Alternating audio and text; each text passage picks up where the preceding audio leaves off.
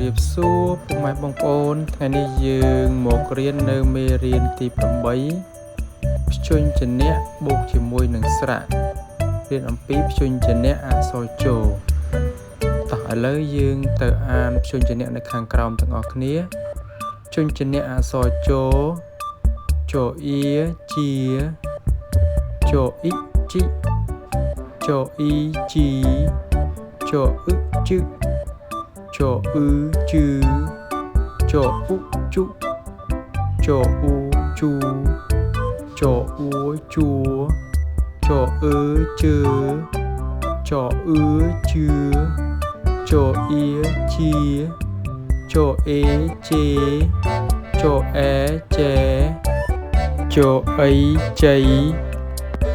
ចូលអូជូចូលអ៊ៅជើ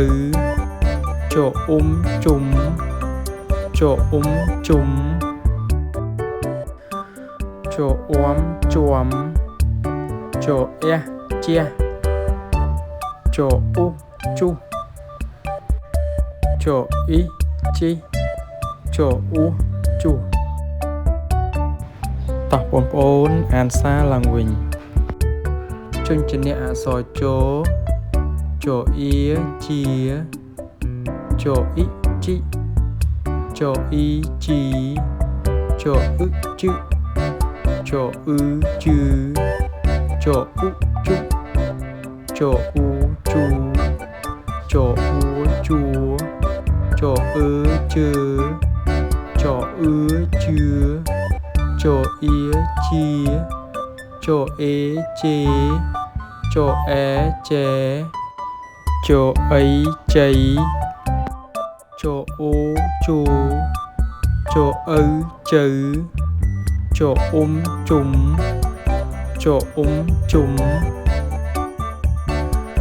ចូលជាំចូលអះជះចូលអ៊ុជុះចូលអ៊ីជីចូលអ៊ូជុះ